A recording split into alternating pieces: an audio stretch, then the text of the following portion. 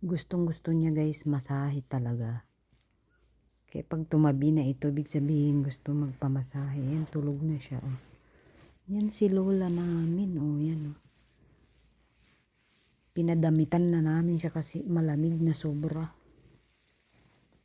Pero alam naman natin ang aso kayang-kaya yung lamig. Pero syempre, nakakaawa man pag ano.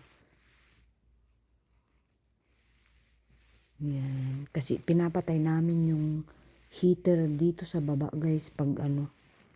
Pag akit na kaming matulog. Kaya pinadamitan ko na lang siya para hindi siya lamigin. Sarap ng tulog oh. Namasahe na eh.